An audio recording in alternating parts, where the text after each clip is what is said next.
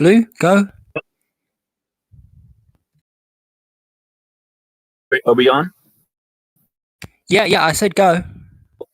Welcome, everybody, to this week's chats of the Men's Human Rights Discord from menarhuman.com. We're going to have kind of an open talk this Friday, just in general about the men's rights movement, your experiences, your opinions on news articles that you see, on society around you as it pertains to men's rights. But I want to start with, I'm putting an article in the voice chat. And I think Ma has them too. Men are obsolete. As you see, Ma just put it there. Men are obsolete, which to me is such a ridiculous concept. And I know the author doesn't take it literally. I know they're not actually saying that we don't need to have men in the world. I would hope so anyway. But imagine what happens if the world doesn't have men anymore. Losing the majority of your construction workers, the majority of your plumbers, the majority of your electricians, the majority of your manual laborers, garbage collectors. And I just think articles like this are sexist because the same way feminists talk about women's unpaid emotional labor, people don't give enough credit to how important men's labor is for society to function. Just imagine if garbage collectors alone are on strike. 2 days, 2 weeks, 2 months, you'd have piles of trash in the streets, disease, the smell, etc. Imagine if all of a sudden you've lost 80% of plumbers, 2% of electricians. It would be a disaster. It's actually worse than that when you realize that what they're really saying is that women are the real human beings and men are this sort of an appendix gender that, we don't really need, and they're not actually humans and it's okay to kill them and that sort of stuff. There's a whole load of suppositions and things like that built into the idea that we, the end of men, and that's the end of point of equality, as the Atlantic seems to be implying, is that men aren't needed anymore, which is not equality at all. It's kind of going the opposite direction. Almost as if we've just been a nuisance this whole time. Yeah. I mean, they don't seem to value anything we've done. They just think of us as service animals who are there to die for them.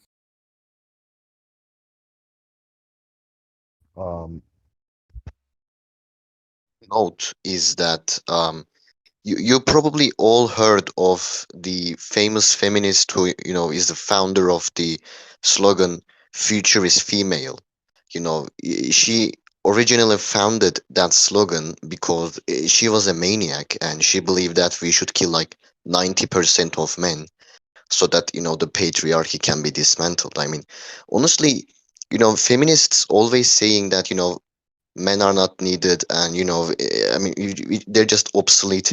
I mean, if you have an entire ideology built around the idea that men as a collective oppress women as a collective, then yeah, I mean the logical conclusion is that men are not needed because all they do is like, I don't know, just oppress women.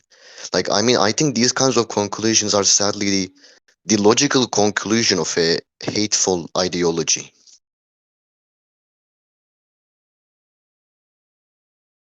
I think you're right. The fact that kill all men was a hashtag, and even people that say, oh, it's just a joke, we don't mean it literally, it's just an expression. The fact that it is a joke in and of itself is problematic. Well, the funny thing is, these same feminists who say that didn't find the kill all women hashtag that funny, even though it was literally just parodying kill all men. I mean, like, men are so hardwired not to hurt women that no hashtag like that could ever be anything except a joke. But there's some pretty genuinely serious people saying kill all men. I mean, Sally Miller Gerhardt certainly was serious, though I think she was adopting an earlier slogan, but she was definitely adopting a slogan that had implications of genocide.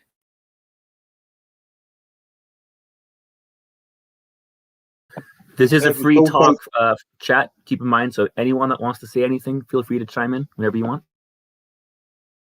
There was also that journalist, I think it was from the Washington Post, who made a comment one New Year's saying that her New Year's resolution was to form new bonds, do something else, and kill all men.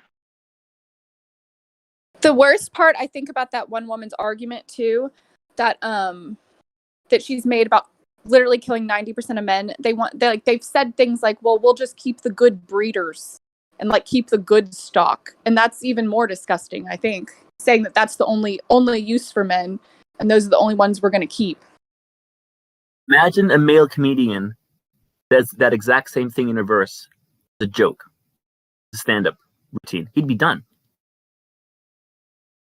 Like, I mean, that is like the thing is that is laughably, like, ridiculously sexist. Like, that's not even. I mean, uh, when I heard about the story of the that feminist woman who found the slogan "Future is female," actually genuinely believing in that, like, I mean, that's just that sounded like satire. That's laughably sexist. Like, I don't understand how anyone can believe in that. Well, they seem to think that men are dangerous. And when you are afraid of a particular group of people, your first instinct is usually to try and control that group of people in some way and force them to adopt like a second-class citizen sort of role, so that they and then your second option is to start eliminating them. Yeah, but the thing is, like, I mean, even though that feminist woman have recommended that we do a genocide against men, I mean, of course, we will not do that. I mean, that's the thing that will never happen. So, like, if feminists will not get that kind of a genocide resolution, then, like, I mean, what do you guys think about how feminists? I mean, if the end goal of feminists is to dismantle men and make them obsolete, and if they're not gonna do it with genocide, then how do you think they are planning to do it? Like, the thing that comes to my mind is that misandry has been, uh, year by year in the recent years have been, more socially acceptable in our society. Like, is that their end goal? I mean, are they trying to silence men in that sort of way? Because they can't kill men, they have to make them obsolete in some way. Like, is that the way they are going? It's Well, not just the way they're going; it's the way they've gone. From what I understand it, the plan is actually to phase men out. So their idea is to abort specifically men and to basically sex select female babies when they are in the what's the word? When they're being artificially inseminated. You can basically select the eggs that you want, which are female. So you can you can filter out the boys, and to an extent that's something that is happening, because boys are being filtered out of I can't remember the name of it, artificial egg implantation thing, but yeah, they're being filtered out, and the feminists are celebrating that. Well, boys are being filtered out really starting from the education system. From day one, boys are behind. I'm talking about from conception, so like literally from day one. But yeah, then they go on and filter them out in education as well. By age 6, I gotta find this study. I know I read it somewhere, and I know it was a real study. Age 6, both girls and boys think that girls are smarter. And what's interesting is the gap between this empathy gap between, maybe the elites is the wrong word, but regular people versus these more political feminists who were doing this. And take a look at the link I just put from Rotten Tomatoes, the red pill. Look at the difference between the critics' ratings and the audience ratings. For the critics, only 29% approved of the movie. Regular people, the audience, 92% liked the movie. Maybe I'll screenshot that so you guys can see. So you wonder, those 29% of critics, A, did they even actually watch it? I should say those 71% of critics, did they even watch it? Or B, if they watched it, where is this gap coming from? 29% to 92% is a huge difference. Oh, a lot of them didn't watch it. From what I gather, she was going on to Australian news outlets and things like that to do interviews and things like that. And she would send them copies of the films and they wouldn't watch them. And they'd admit to not watching them live on air. There's clips of it online if you want to go and take a look.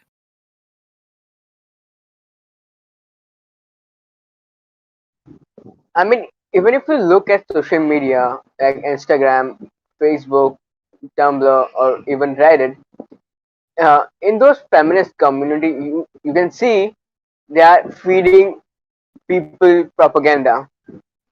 I mean, look at any feminist page, mainstream feminist page on Instagram or any other social media platform. They are trying to make people against men in very subtle way, and even they are trying to put all blame, even in all issues, put blame and justifying their actions in a way that more people will buy into that. Well, they certainly do that. They, well, it's literally everything. Like they will edit themselves out of whatever bad things they do. And we've got an upcoming article from, I think, Problem Redditor, which is an entire list of bad things they've done and then wiped from history because people don't want to blame women anyway. So they've got a major advantage in doing that. And so really all they have to do is change the narrative, as they like to keep saying. I have a product of my own about that very thing. I'm going to make it a video and an article. It's about the Believe All Women hashtag. Now feminists are saying that it was never Believe All Women. It was always just Believe Women from the start. And that people saying it was Believe All Women are just right-wing trolls or propaganda or Russian bots. So what I started doing is I went back to all the articles and social media posts from 2017 when it first started out. And I have screenshots of those same people, those same publications using the phrase Believe All Women. Then 2 years later, those same people saying, oh no, we never said that. Yeah, they're absolutely doing that. If you go back through the Twitter history to the Kavanaugh trial, you'll see them saying, believe all women, believe all women, believe all women. But right after the Kavanaugh trial, suddenly there's this weird cutoff where everyone's suddenly saying that it was never, believe all women. Like it's like, there's a lot of criticism of it. And I don't know exactly what happened, but if you wanted to do something like that in your video, I'm happy to help, like make a clip of that or something, because I know where it is in the timeline. I think it's important to find an alternative to feminists and that being mainstream, like egalitarian, women's rights, men's rights, and all. I think there needs to be an alternative for feminism.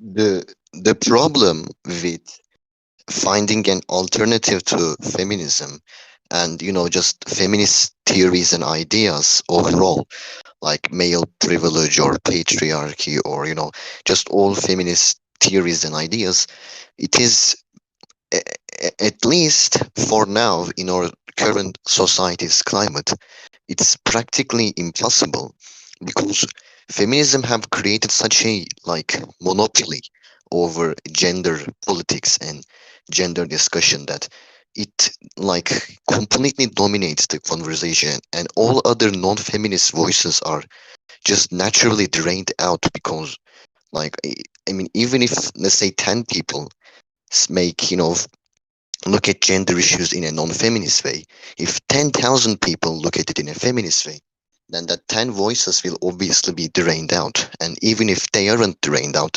feminists will like silence them and stuff. Like I I don't know how we will be able to take the narrative in this current climate. I agree with you on that, but I certainly think we really need to go mainstream and expose most of them. I mean, look how they dismiss men's issue and saying it's men doing that to men, and saying, oh, women are worst affected. I mean, uh, and other things that, oh, helping men will cause women to suffer. Oh, we can't make gender neutral laws because these reasons. Oh, men really don't suffer, and even if you do, it's because of patriarchy. And now we are going to dismantle patriarchy, so help us do that. They just gaslight us and make all sort of excuses and do. I mean, make any kind of excuses or propaganda to just be relevant. I mean, look at pay gap. The first they were saying was, oh, men and women are getting paid unequally for the same work, and now since then this thing has been exposed. They have started things that too by saying no, it's because women are faced or discriminated against in companies, so they cannot rise to high position and that and all and all. I agree, many of them might suffer such kind of issues, but that doesn't necessarily make pay gap true in any certain ways. And also, they were saying, oh, laws aren't unfair to men. Oh, men don't need domestic violence. Well, oh, we are here for men, even though we are suddenly fighting to make them the victim, and we would rather focus on female perpetrator than male victim. You constantly condition people to see a group as being privileged or empowered. The effect this has is to lower the empathy and sympathy, exactly like you just said. Oh, men don't need domestic violence laws, men don't need rights. We don't need a men's rights movement. Men already have all the rights because that's conditioned into them. And it's not until you really start peeling things back and looking at the little details, you begin to get a picture of something is not quite the way it was presented to me. Because statistically, men are not privileged in the West overall. I mean, I would make that argument that if you look at the stats, the general population, not the 1% of CEOs. Men aren't privileged as a whole group. A certain group of men is always more privileged in their society, but it's just a certain small amount of men. Most Small men, number. anywhere, even if you go to most dangerous or um, woman anti-woman country or any regressive country, you would still see certain things where men suffer more than women.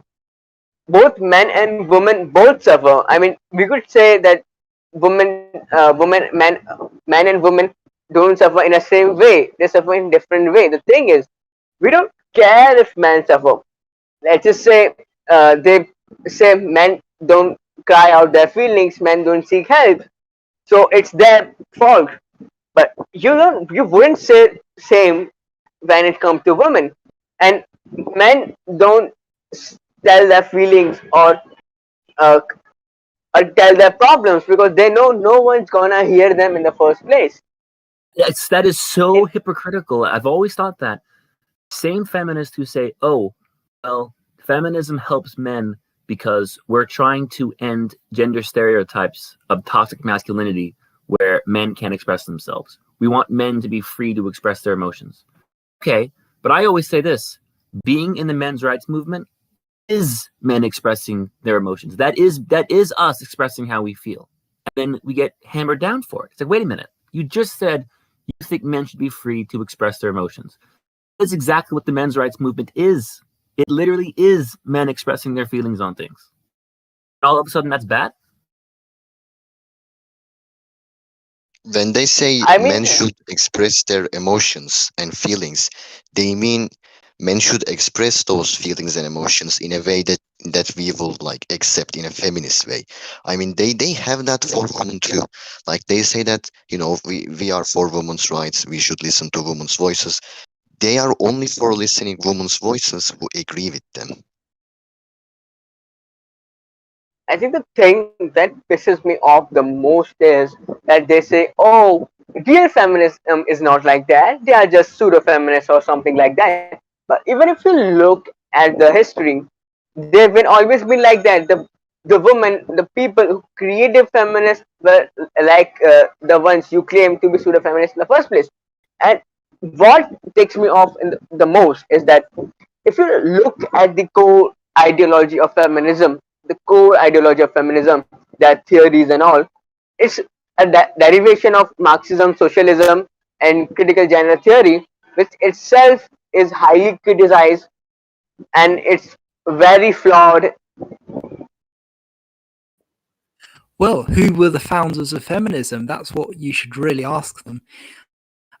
When we look at it, we find out it's people like Sally Miller Gearhart, who wants to kill 90% of all men. Worse, she wanted to reduce them to 10% of the population, which means something like 95% of all men, I think. But then we have Germaine Greer, who was an out-and-out sexual deviant toward young boys.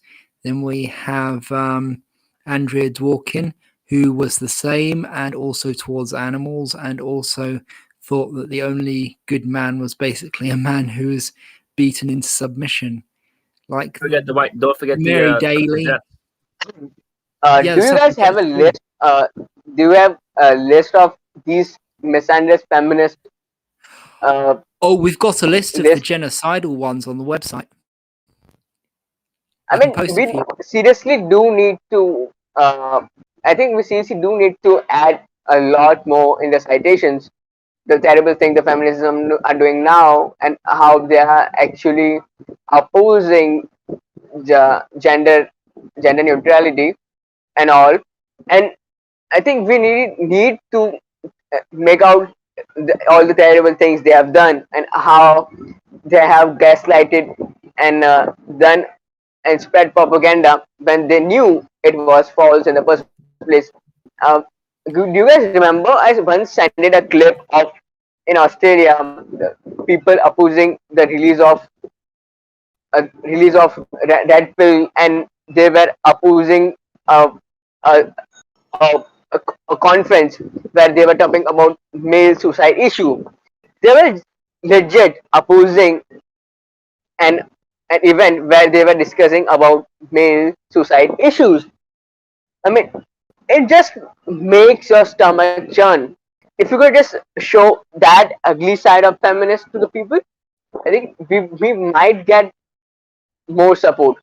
And again, like I said before, we seriously need to go on with our plan for Men's Day. I have been trying to reach out to some Indian MRAs. If I am successful, I might just get started in India, and and I think I know men are human. You are busy with lots of works. Blue, are you willing to make a Reddit post or put it in your YouTube channel? I agree with you. I think we should make like a list of all the misandrous things that feminism have done. I mean, you don't even have to go through feminism. You can just go to the 2X chromosome subreddit and see some pretty horrible opinions. What concerns me is I'm reminded of the white feather campaign from the suffragettes. I'm going to link that in the voice discussion. Basically, the feminists who organized the protests to give women the right to vote in the UK during World War I were also fanatically pro-war. They strongly supported the draft, and they would bully and shame men, even teenage boys, into joining the war, into joining the army and going to war, even after they knew, even after stories came back of how horrible it was and how many men were dying. You know, young men too, 18, 19-year-olds were being killed. They were still pressing for the war. It was called the White Feather Campaign. I posted it now in the voice discussion. What's scary about this is there's a psychology, there's a mob psychology behind this, where people can be very easily manipulated into a frantic herd, almost like a frantic mob. That's how dictatorships rise to power. They put people in an emotional frenzy, and they can manipulate people into kind of following this mob effect where one person isn't going to think that way, but 100 people at the same time all look around and say, oh, she's doing it too. I should be doing it. And that's what I think a lot of these more toxic feminists are doing, is they're kind of building this emotional frenzy into hating men. It starts slowly. You know, it starts with saying, well, men are privileged. And it's, well, men are abusers and harassers. And it's silence is violence. So if you don't call out men, you're part of the problem. And it builds up and it builds up and it builds up. It's like a frog in a boiling pot. And I think it's gotten to the point now where it's becoming blatant, and they feel comfortable writing these articles like men are obsolete. I mean, they never accept their fault in the first place. I mean, you just said about this one where women have been shaming men to go to the war, and how that this has been going around for quite some times. Now, when I was once arguing with some feminists on Instagram, saying that women were also a cause or took part in the war, in happening of the war. Then she said war were caused by men in the first place. Then I said, no, that's not true. Women shame men who didn't. Some women shame men who didn't go to war. And she said sarcastically, "Ah, sure." She, she didn't believe me. And no, I don't think even if we put a lot of proof among them in the first place, they are gonna believe us. Even in Reddit, I don't think sharing Reddit link is efficient, because once they see a Reddit headline, none of them are gonna take it seriously in the first place. Reddit has become a man's site, and Reddit has become a joke. Even if you find out a, a good source from Reddit, they are never gonna believe it or gonna look into it because it's just from Reddit. And that instantly makes you an misandrist, mecta, or red pill person.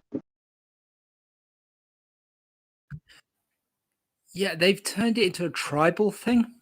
They've basically made it so that women's rights have to take the forefront, because otherwise men will win and men will take away from women what women deserve. And it's really, really toxic the way they've created this. And it's very much the same sort of thing you see in political ideologies and things like that, where it's like, we have to be the winners, we have to win above everything. And it's also worth noting, like Richard's saying in the chat, that the youngest victim of the white feather movement that we know of was 10, and he committed suicide due to shaming.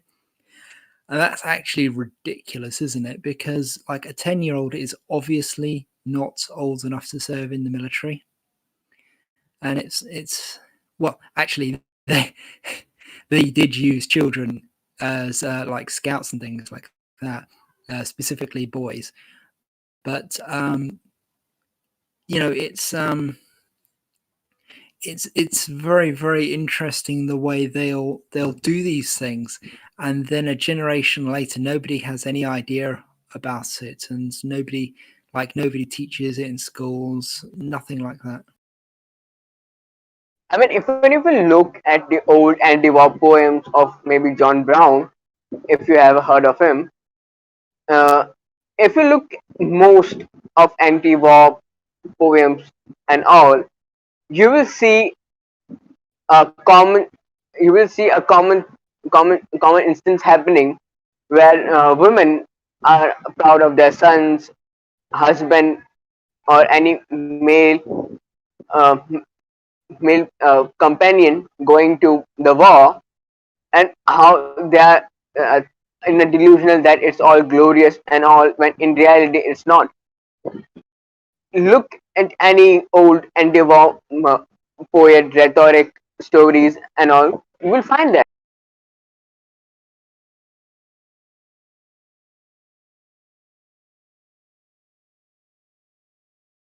By the way, if there's anyone that hasn't spoken yet, if you want to speak, feel free. Kathleen, Darkisha, Fail Now, Joe, Hacker, I know you said you don't want to. Richard, talk. Feel free to say really anything. Open talk today. Let me ask an open question. How do the people around you, like your social circles, your friends, your classmates, your co-workers, your family, your neighbors, etc., feel about the men's rights movement? And does anyone have a story of, I hate to use the phrase coming out, but does anyone have a story of like coming out publicly as a men's rights activist and getting either a negative or positive reaction?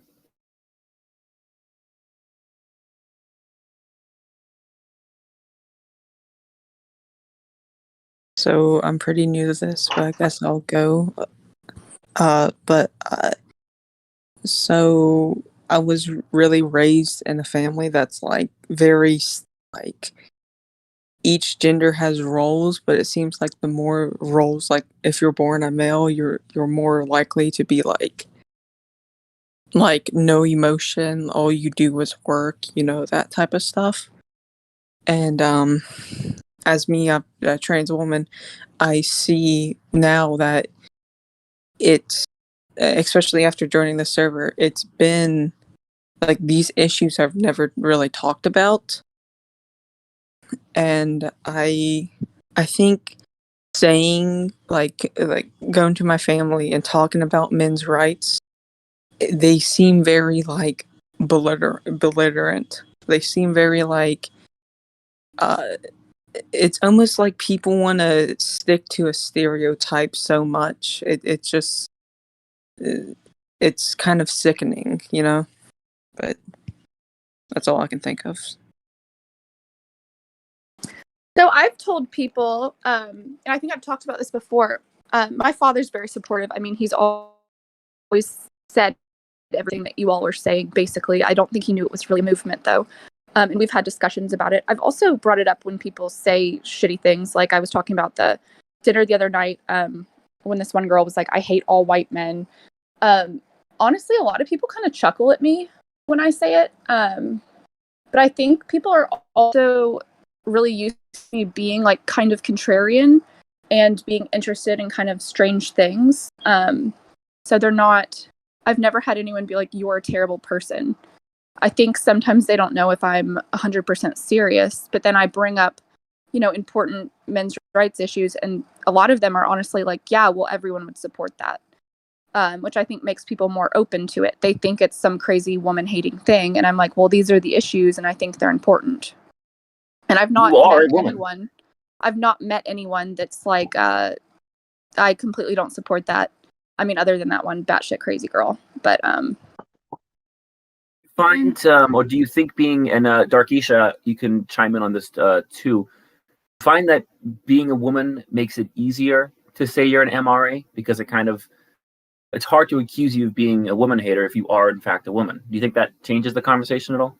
For sure. And I think they know that I don't mean it in the context because men's rights, that name has a bad rap. So I think they assume I don't mean it in that context. They're more open to hear what it means to me. I think, personally, my own experience, a lot of people I know around me understand the men's rights movement exists, and they understand not all people are horrible in the men's rights movement, and that, there is completely different sides to it. They just don't seem to really care much for its existence, which is sort of sad to say. So, and then... Go ahead. My peer group actually gives me a benefit of doubt. I think they trust me enough to know that I'm not in some kind of shady business or something. When I said more people listen, in my entire the female peer group and my men's peer group, most are into men's right, since they are that much interested in it, but are willing to hear more about it.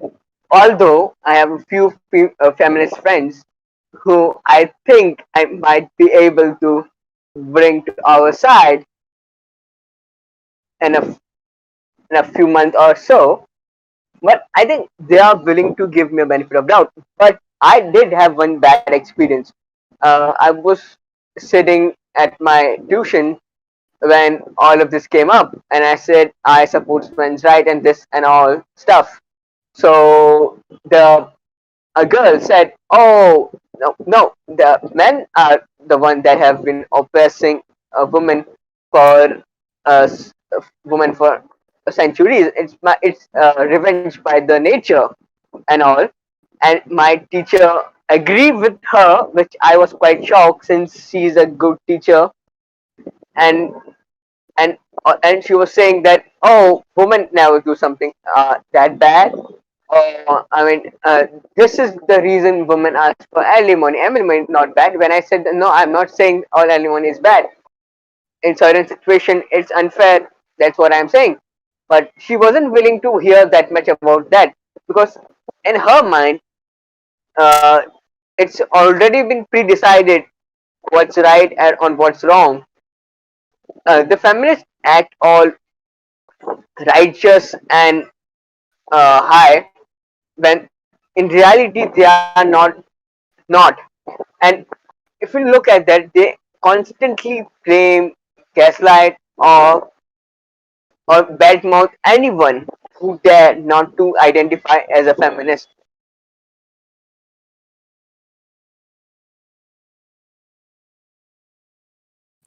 I mean, sadly, it's in- yeah, sadly, like misandry is, a bit like it's probably the most socially acceptable form of bigotry in our society. Like, for example, I think I've talked about this in this Discord too.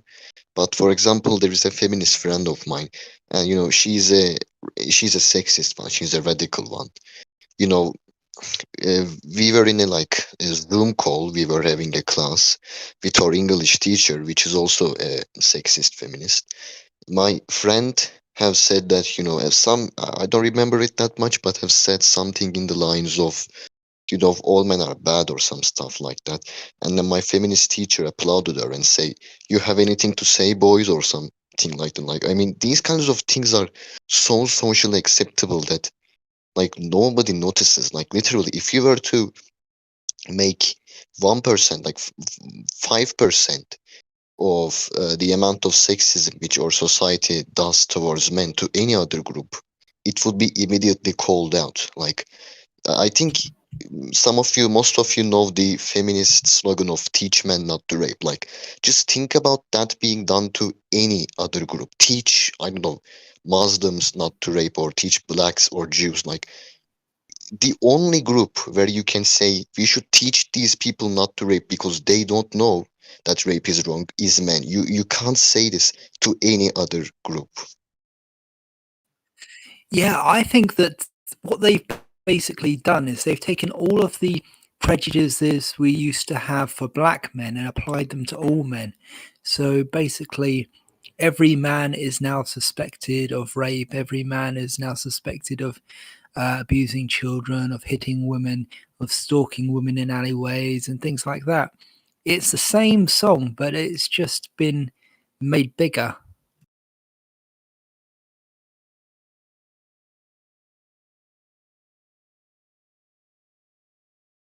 And this is unpopular for a lot of people, but there are studies that back this, and I brought it up on the Sam Cedar show. This seems to be ingrained to us. This seems to be something that is inherent. It's partly cultural.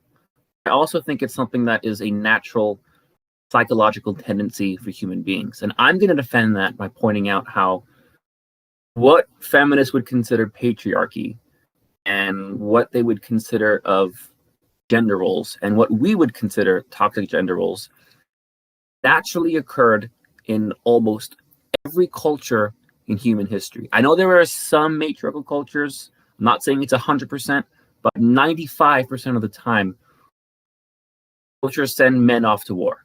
Empires sent men off to war.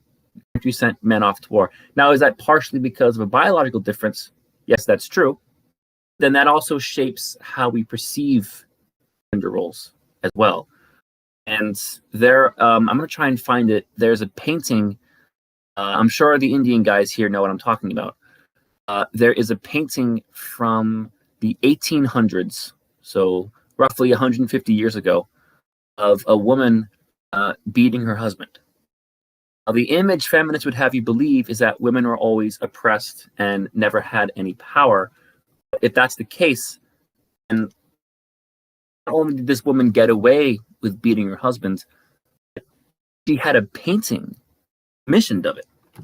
Let me try and find it now. It's a very striking picture, and she's smiling when she does it. And it's the fact that it's a painting that was done in almost a funny way. Like, she's laughing as she's doing it. And this was 150 years ago in India. Let me try and find. Let me try. Sorry, go on. I'm going to try and find it. Seen as humor. Yeah, sorry, I kept interrupting you. It has always been seen as humor. If you look at Buster Keaton films, they used women overpowering and beating men as a joke, like as the opening joke in several of the films. And if you watch these films, they seem like modern films. Just from the gender dynamics, the women have power over the men. Like there's a woman who holds up a bunch of men with a revolver. There's so much stuff in these things that, like, you would not be able to tell me that from these films that gender dynamics in our society were any different.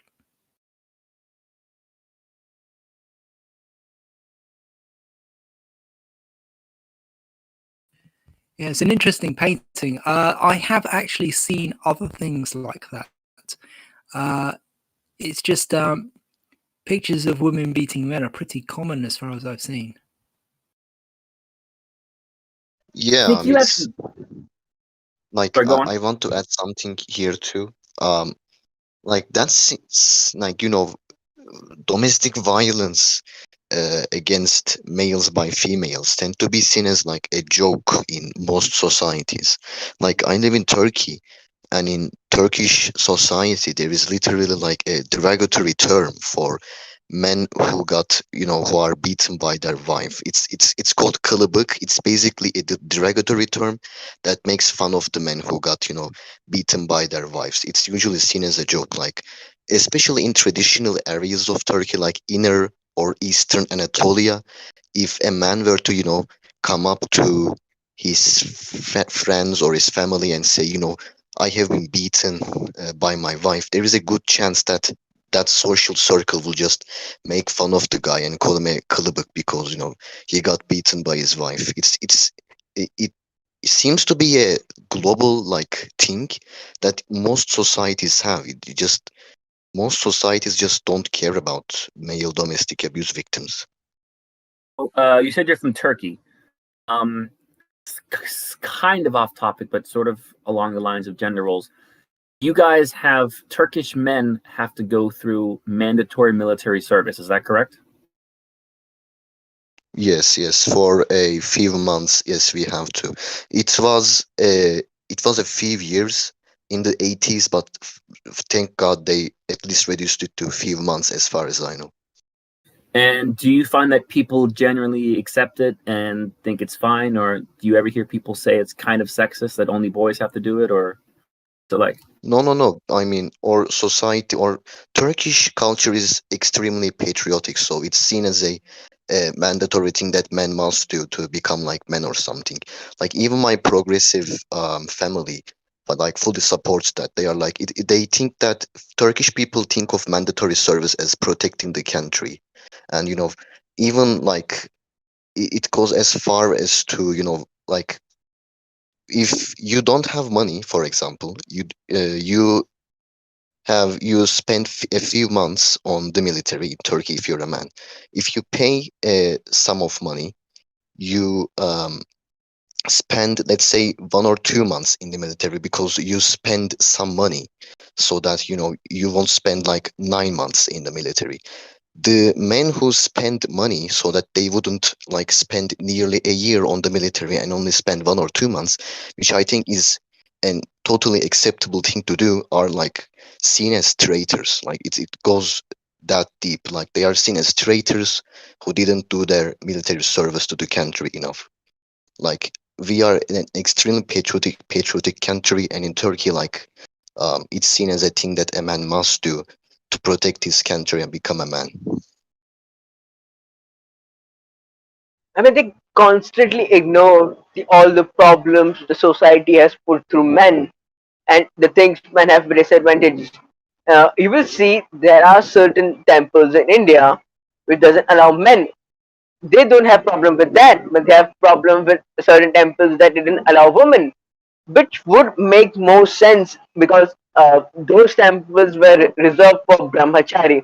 Brahmachari is basically men who are basically male version of what they call nuns or the virgin worship of the god that have put their whole life for the god and aren't indulged with any kind of contact with the opposite sex. The brahmachari temples were issue because they didn't allow women. I mean, there are countless lakhs of temples. If and they wanted to go in a particular temple which they weren't allowed to.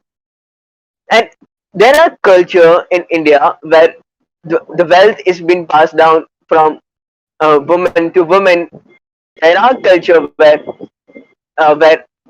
it's where a woman has like the Khasi tribe or the Gond tribe, where a woman have multiple husbands. Nobody has problem with that. That's the sad thing. No one has problem with anything the society puts through men unless it fits the narrative.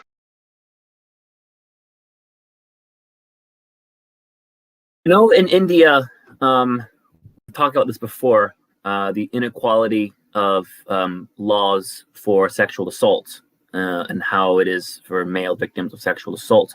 But in India, how are the laws for domestic violence? So how a male victim of domestic violence be treated in India, in your opinion? There is no victim of domestic violence in India that can be a man here. He can only be a predator and a predator. Even if I kid you not, even if a guy, even if a wife was to hit her husband so bad that he was bleeding, and if he goes to police station, the police are just gonna laugh at him and kick him out and even arrest him and and call his wife to ask her if she wants to make complaint against him for domestic violence. I just found an article now. I'm going to post it. I'm not sure how legitimate it is. It's saying that India ranks third in male victims of domestic violence. But okay, so you say if a man goes to the police, even if he's bleeding, there's a good chance he'll be laughed at. But, I mean, surely, what about murder? Surely, if a woman kills her husband or if a woman murders a man, surely he gets arrested in that situation. She might get arrested in that situation, and it also depends on the social context of social context. And again, even if she goes to jail, and if it is proven that she killed her out of pure malice, she's not gonna spend that much time in a jail in the first place as a man would. The UK is the same way. There was a woman. I did a video about a year back, and the source was the BBC, so I'm very confident that it's a real story. They were both. It was a couple, elderly couple, both in their 70s. Man was confined to a wheelchair. He was disabled, and he was in a wheelchair. And she beat him to death with a stick. And she got 2 years in prison. And everyone knows the Sally Shellen story, a Callan story, I think it is, who was recently released from prison for murdering her husband. She drove 70 miles. I know all the Brits here know this story. She drove 70 miles to her ex-husband's house, broke into his house, and then killed him by hitting him in the head with a hammer over and over and over and over again. Her plea, her plea was self-defense. Now, how can it possibly be self-defense if you drove 70 miles and broke into someone's house to kill them?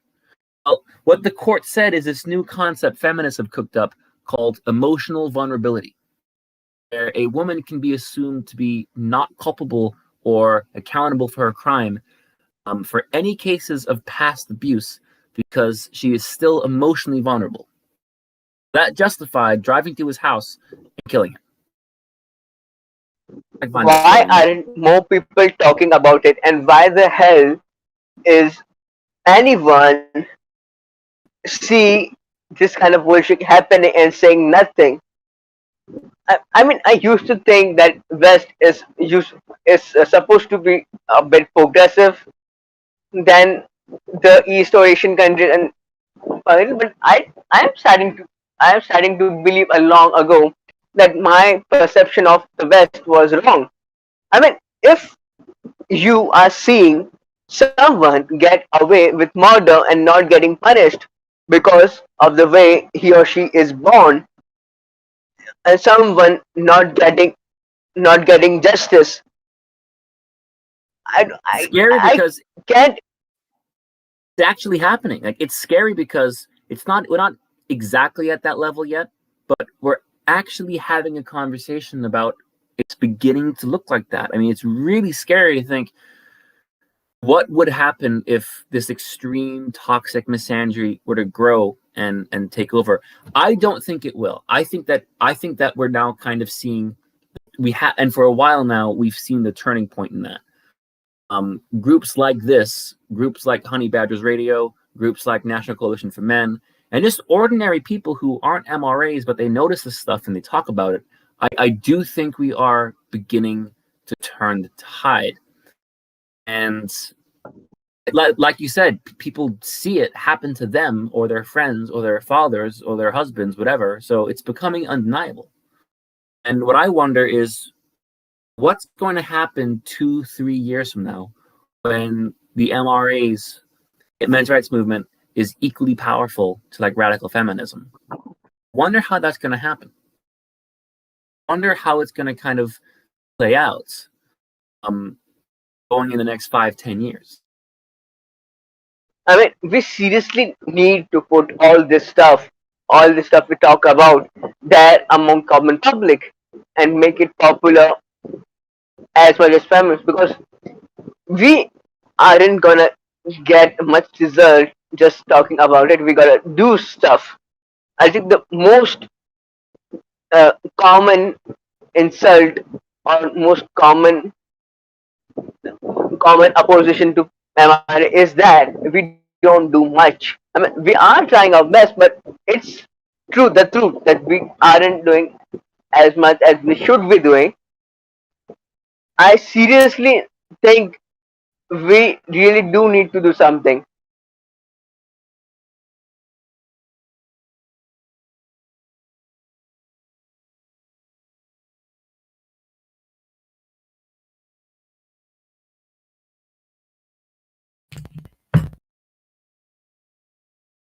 Well, I think we need to really, really push ourselves into all sorts of mediums like fiction and drama and all that sort of stuff. We've got to be releasing books and, if possible, like indie movies and things where we explore men's issues. There is a market for this out there. We just have to push for it. People thinking that you can't release an indie movie, just realize that like we are getting movies now where people are doing all the special effects on their laptop and things like that. It's like that Monsters movie that was completely made by two people with a handycam and a special effects budget of we'll do it in our living room. You know, it's very, very doable. It's something we can do and we should do. We just need the organization for it. I'm doing something pretty similar to that.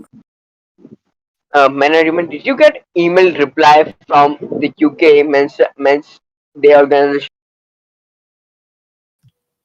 I'm sorry, I just haven't had anything for them. I think it's if you send me their email address again, I'll see if I can contact them and see if they respond to me this time. I really don't have the email address. Maybe can you see a certain organization in UK that would be willing to uh, be in the plan or be willing to be with us? MAP might do it. They seem like nice people. I could probably contact them if you want me to set them up with you and you can talk to them. Yeah, and Blue, can you get me in contact with anyone from US that would be willing to be excited for the plan? The reason why I'm so pushing forward to this happening in UK and US because UK and US are the forefront in the West, and what happens in both of these countries becomes a trend, or or or this stuff becomes more popular in other countries too. If we could just can get this stuff happening in UK and US, I'm pretty sure other countries will follow too.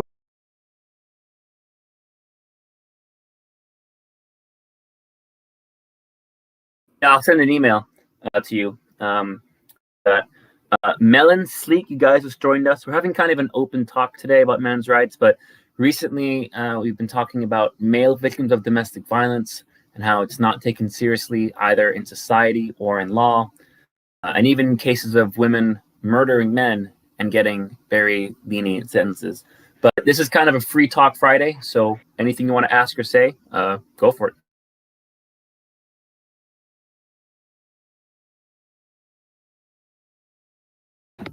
Melon, I think I just saw you were trying to say something on your mic. Yeah.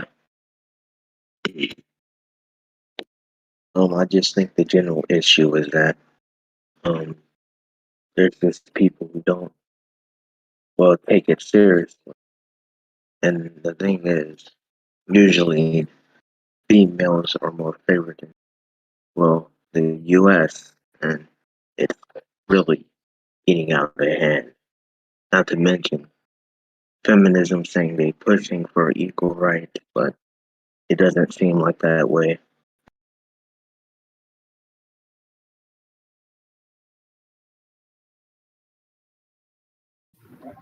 Yeah, and people are confused. People don't understand why we're against feminism. And something I hear a lot is, oh, MRAs are just anti-feminist and anti-feminism.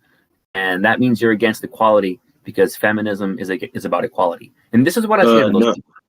I always tell those people, we're not against the idea of feminism, but when you look at what some of these feminist organizations are actually doing, it doesn't match equality. So we agree with the idea of feminism. The definition of feminism sounds great.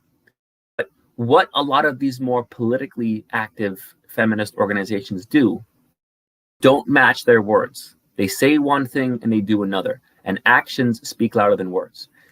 Agree. There's millions of people all around the world call themselves feminists who are well-meaning people, good intentions, who support equality. They're being manipulated by some of these more toxic, extreme feminists. And the more toxic, extreme people tend to be the people who are the most active. So they tend to be people that have lots of influence. And that's kind of the problem, in my opinion. Yeah, I think what you said about like extreme feminists being active is correct. Like when you look at all of the feminists of the world, like most of them are not extreme misandrists, and only a minority of them are like that. But the thing is, that minority seems to be concentrated on the elites of feminism, like the leaders of feminism, who creates feminist theories, who, runs feminist organizations, who, basically are the heads and, the leaders, the captains of the feminist movement. That's why I don't like feminism. Even though when you look at the feminist population overall, most of them are good people, and only a minority are misandrists. That misandrist minority population is concentrated on the top, which, kind of poisons the entire movement. To be honest, I think that the entire movement is very much more poisoned than either you or Blue have let on. I think saying that we agree with feminism in principle is a bad idea. We can say we agree with the dictionary definition, but we need to make it very, very clear that what we mean is that dictionary definition, not the movement itself, because the movement itself has a lot of theoretical baggage that you really, really like. It would be very dangerous for us to agree with it. In fact, that's why we had some rather angry MRAs who basically agree with us on most things, but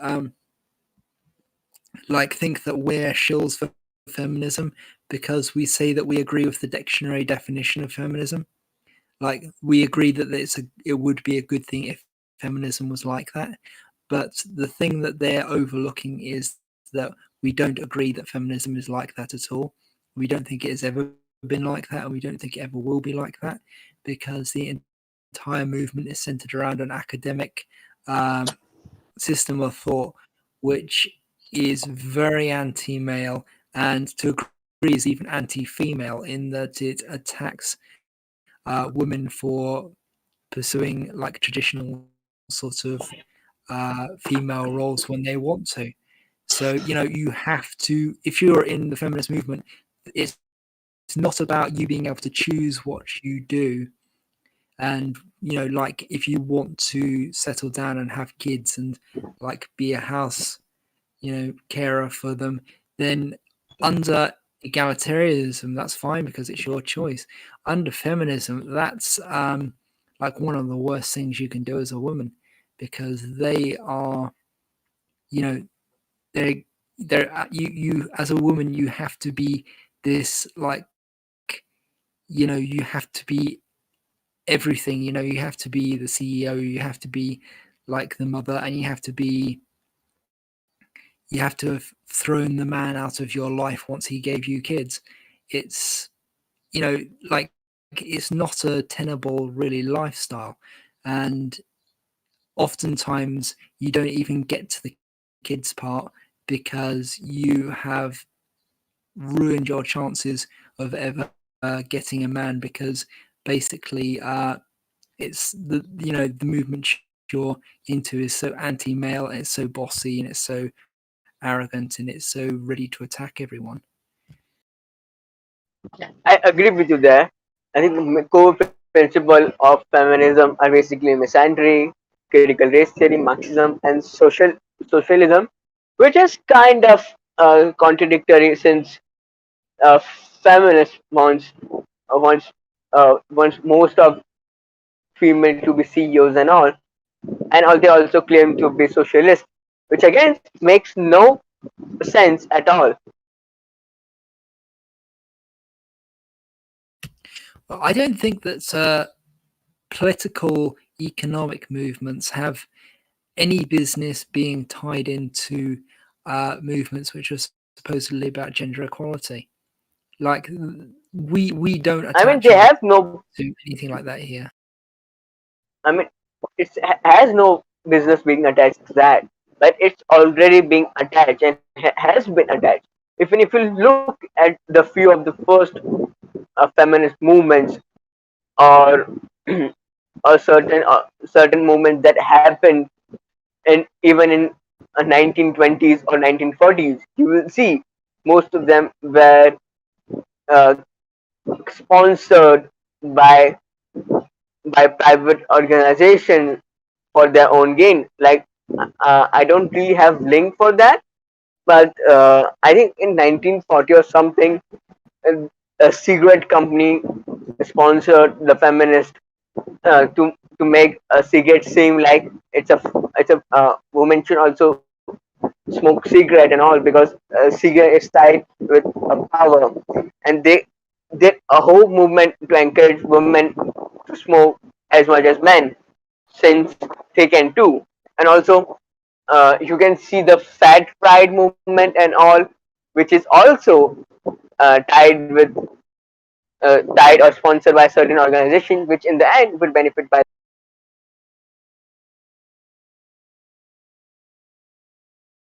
Sorry, did you say there was a movement to get women to smoke as much as men? Because that's Yes, really crazy. that happened in Is that 1920 or 40.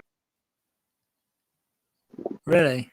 I I really don't have link right now, but I could find it. Maybe you can try to find it. I don't think it will be really difficult to find that.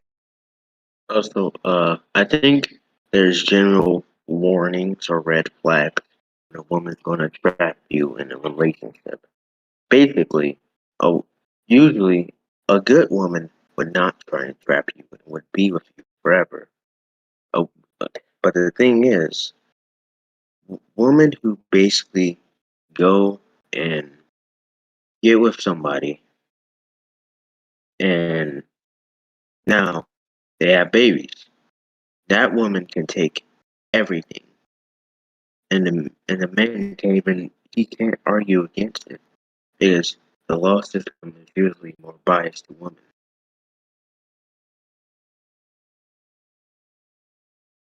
It's pretty sad.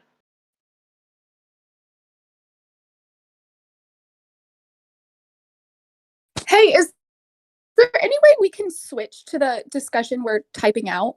Richard is arguing that women shouldn't have gotten the vote in the first place, which I think is interesting because I agree somewhat. I think women should have been able to vote, but I think they should have also had to work the bucket brigade like the men who got the vote. But I think it would be an interesting conversation to have. That is an interesting one, but it does sound like a dangerous conversation to have in that it could be taken radically out of context. I mean, But, I don't think I think right of women. Most people on here probably agree that women should have voted, other than maybe Richard, though. Yeah, but it could be taken out of context. they should have voted, but I don't think that women getting a right to the vote in a certain country at a certain time makes it seem that all women didn't have any kind of power in the political sphere, because uh, when you say right to vote, I assume we are talking about in a certain place when that happened in US. But then again, not all women get the right to vote, and not all men had right to vote. So I don't think that argument could be tied with the gender, because if you see in India or many new countries, women had right to vote as much as men. And if even if you look at certain countries where women got right to vote after men, it's still tied with many factors other than gender.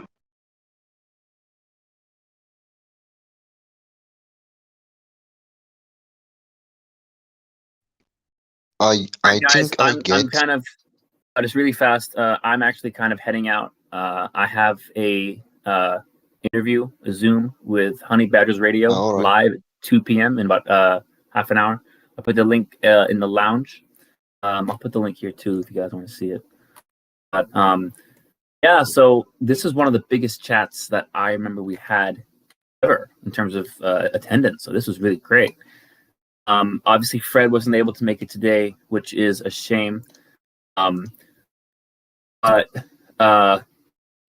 I think we're gonna have to, like, you know, if you want to speak up, you know, feel free to speak up. Feel free to say something. You know, we want these chats to kind of be open, and now that we're getting so many people, I'm thinking maybe we might need some kind of system of you know, taking turns to talk and kind of raising your hand or something. But anyway, I'm out soon. But yeah, thanks for coming, everyone. Yeah, no shame in dropping off to go watch Blue Orange on the Honey Badger stream, because this is kind of a big moment for us. I'm probably going to check that out later, but I will hang around in the meantime. If anyone would like to suggest a new topic, that would be great. I would like to Or if you suggest a want new to talk topic. about- Go on. False allegations. Let's not talk about rape false accusations, because that's a whole controversial thing as its own. Let's talk about other false accusation other than rape. I mean, no one really talks about any false accusation other than rape. If you look, there are many countless type of false accusations that are made against men, which really harm them in many different ways. Like, let me give you a no. Imagine someone has grudge on you, or you're the middle of a divorce, and the false accusation makes any kind of false accusation he or she can make, and prolong the case. And if it's a divorce case, you would have to pay for the lawyer, a false accusation lawyer, and as much as the case prolongs, it's your loss. The false accusation isn't losing anything, even if you're able to prove most of these false accusations as being false. It's still going to harm you, not the one that has made the false accusation, and you still have to pay certain things, as it's gonna be accounted as not gonna be accounted in a case against the woman in most countries. I actually got hit by false accusations that weren't to do with anything sexual today, as a matter of fact. On Reddit, I was suspended for 3 days because a group of people who were harassing and basically making videos defaming Blue Orange managed to report me to Reddit's admins for basically lodging false reports on their subreddit. And since they're the mods of that subreddit, even though that subreddit is absolutely tiny, the admins basically just listen to them over me. And I've just been suspended with no recourse. So, you know, it is something that people will do to get power over others, is the point I'm trying to make here. Launching false accusations is one of the easiest things there is to do. I mean, I could do it right now to any number of people, and then that accusation just sort of lodges in people's minds. So even if it's disproved, there's still a level of distrust there. So it's like, you know, if you know somebody who's been accused of murder and the evidence is overturned, you know, like the evidence overturns like the accusation, that person is still carrying a level of suspicion with them wherever they go, because people have this no smoke without fire mentality. And so even though it's totally spurious and the person who made the accusation, you know, was proven a liar, they've just wheedled back into the woodwork and they've vanished, and everyone's still looking at the accused and nobody's looking at the accuser.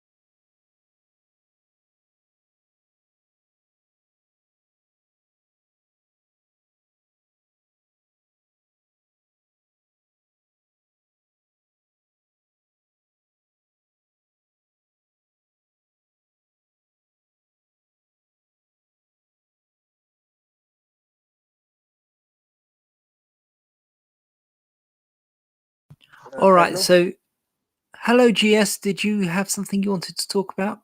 Yes, I just saw a case in which the woman marries a guy, then left her after 8 months, and did many false cases. And her family used to beat the husband's family, including mother and her sister.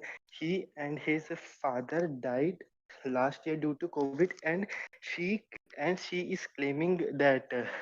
Uh, his father's partial property, and he was a civil service in job. So if he passes, then his job will be passed to any of the family member, and she's claiming that.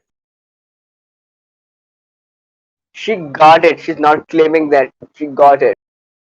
Yeah, she got it.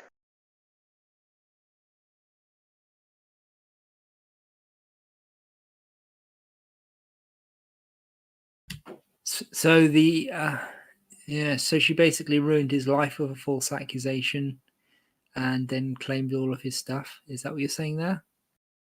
Yes. No.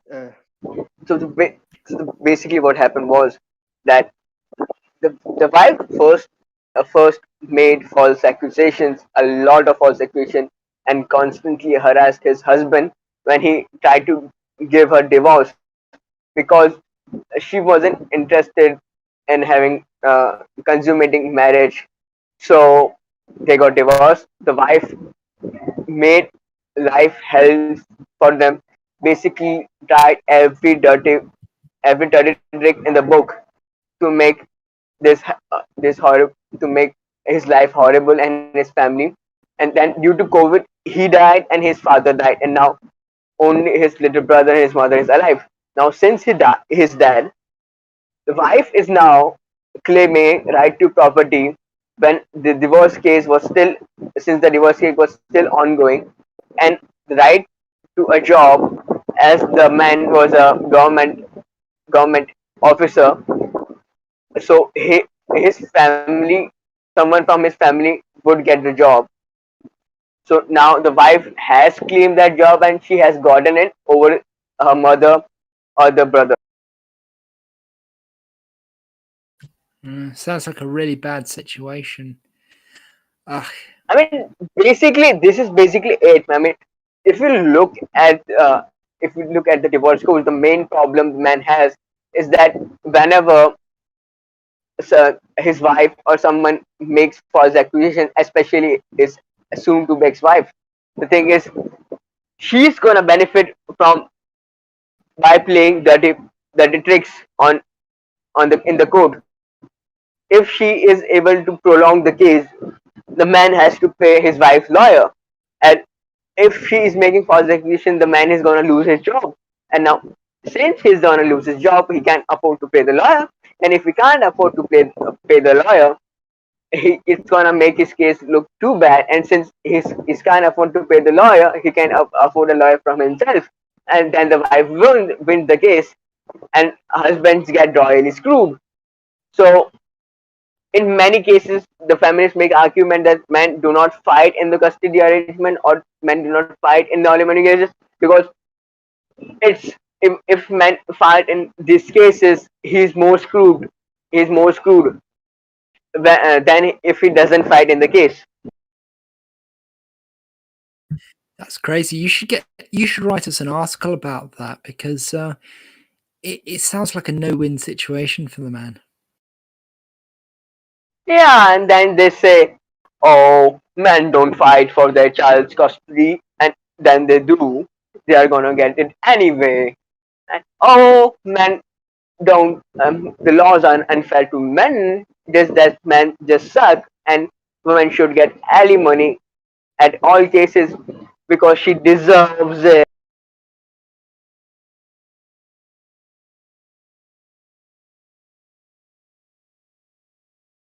I really hate this confrontational, combative divorce system because it's so stupid. You should get the key things in your life that you took into the relationship, and you should be able to take those back out with you. Like, unless like there's it's a financial thing. Like, you should be able to, if you bought a dog, you should get the dog. If you bought a like if you've got family photos and things, you should absolutely get those. And your finances and things should be divided in the most fair way possible. If you have a joint account, if you don't have a joint account, then really you should be like you should just keep what's in your account unless there's some sort of extenuating circumstance, which should But I think the only reason where people would pay, or politicians or government would pay attention to reforming this is when women are the ones that are getting screwed, or if we can show to the public that in exact same scenario, in reverse the gender situations is being treated differently, which it is. But if you if you ask the women that have been, which is rare, but they have been screwed by the court, if you get to show that side, you will see, people will see that it's unfair, because they aren't gonna see that it's being unfair when it's men getting screwed, because men suffering is just a good or progressive thing to happen, or it's just right thing to do because women are the ones that have been suffering for so long. Man can sacrifice a little bit. That's just mentality of certain people. And I really think I should write an article about it. And I'm actually preparing for a mono acting sketch. When I am done with it, I might show it to everyone. I haven't decided what to put in on. As you can see, I was being a little dramatic on my speech and all, because I am practicing for a certain mono acting sketch where there is a single person who is doing an act in a certain kind of story or a drama. There is a single, only a one person doing it.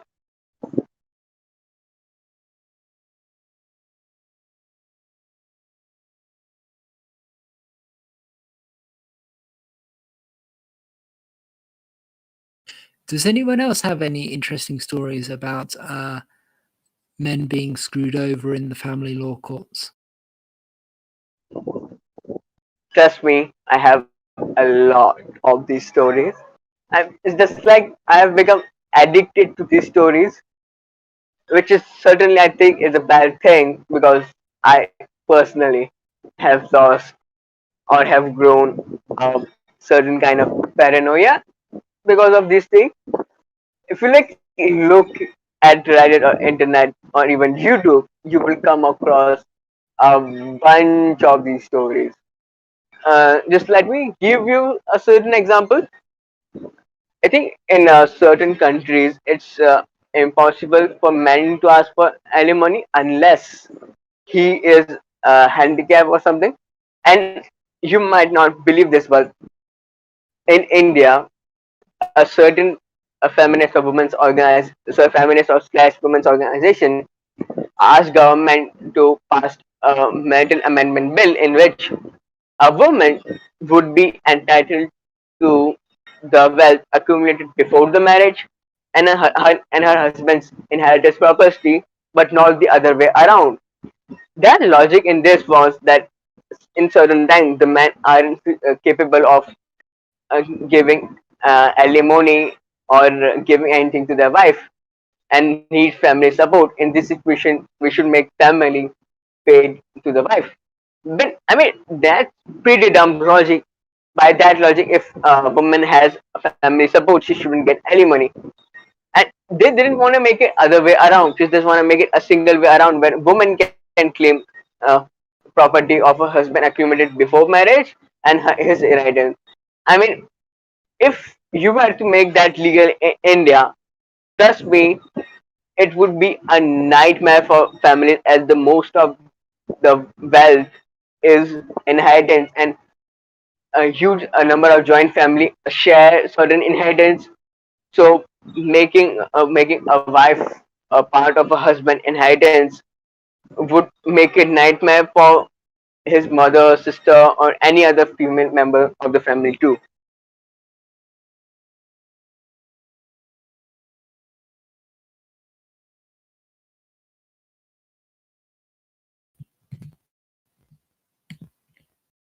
Did you say the word inheritance in there? Yes.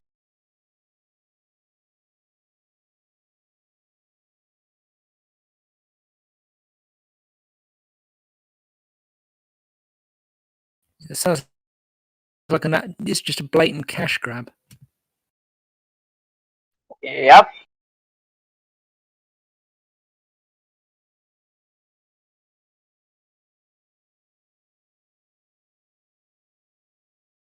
The idea itself is quite absurd. I don't know what was going in their mind when they even first proposed it, and didn't want to make it gender neutral. They wanted to just make it a one way around.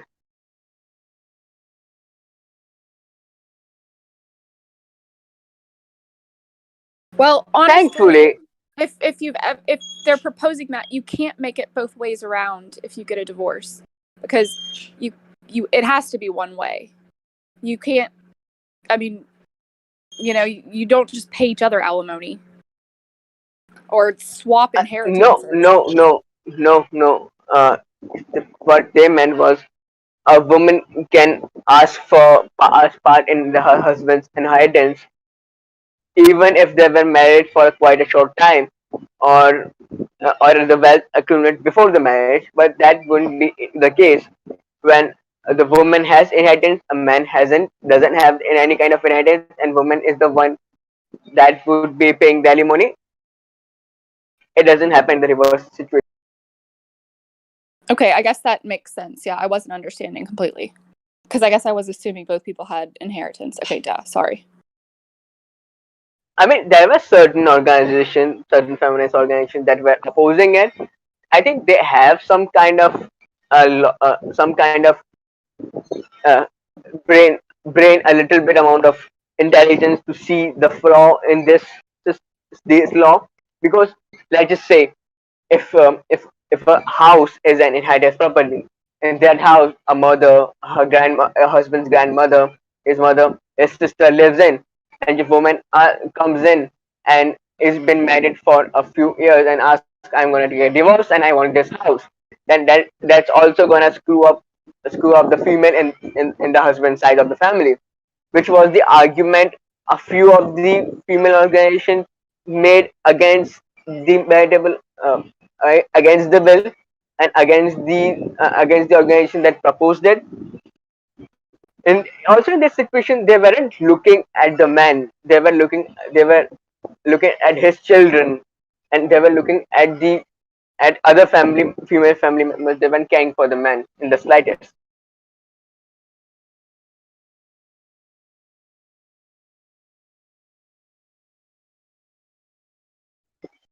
Bye. I think I'm gonna leave now. Bye. Good night, everyone.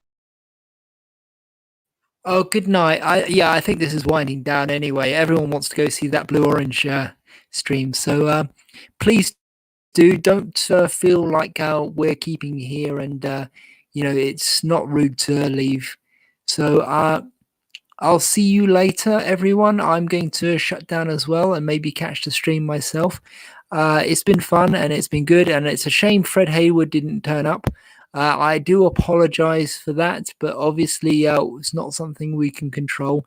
He did say he would be here, but maybe he got the date wrong or something. In any case, good night, everyone.